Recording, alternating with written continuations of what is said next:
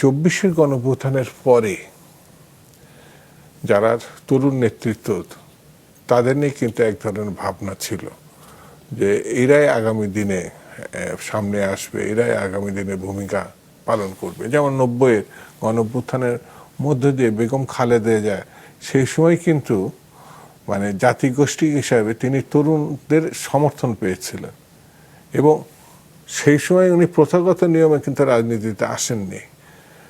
শহীদ জিয়া রহমান নিহত হয়েছেন, উনি সময়ের দাবি অনুযায়ী তখন রাজনীতিতে অংশগ্রহণ করেছেন। তরুণদের সমর্থনেই বলবো সেই সময় যে গণঅভ্যুত্থান হয়েছিল 90, সেখান থেকে বেগম জিয়া এসেছিলেন নেত্রী হিসাবে এবং তিনি নির্বাচনের মধ্য দিয়ে জয়লাভ করেছিলেন, সরকার গঠন করেছিলেন, প্রধানমন্ত্রী হয়েছিলেন। এবার যে গণঅভ্যুত্থান, সেই গণঅভ্যুত্থানের বৃহৎ অংশ, আমি বারবারই বলি যে এটি প্রমাণ হয়েছে 12ই ফেব্রুয়ারি নির্বাচনের মধ্য দিয়ে। জনাব তারেক রহমান নিয়ে অনেক সমালোচনা, অনেক কথা বলা হয়েছে, এখনো বলা হয়, কিন্তু তরুণ সমাজের এবং ব্যাপক জনগোষ্ঠীর সমর্থন, ভোট তিনিই পাইছেন। আর গণঅভ্যুত্থানের দাবিদার যারা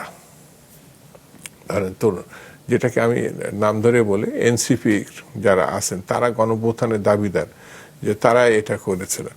তো দাবিদাররা কিন্তু 6টি মানে ভোটে 6টি সিট পাইছেন। আর তারা যার সঙ্গে ফ্রন্ট করছেন সেটা হলো জামাত ইসলাম। তারা বরঞ্চ এই তরুণদের থেকে বেশি সিট পাইছে, কিন্তু সরকার গঠন তাদের পক্ষে সম্ভব হয় নাই।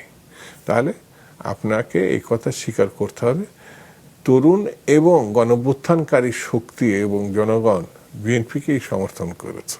তাহলে নতুন যে ফোর্সটা মানে এনসিপি তৈরি করছে, আমি মনে করি তাদের সম্ভাবনাটাকে তারাই বিতর্কিত করেছে।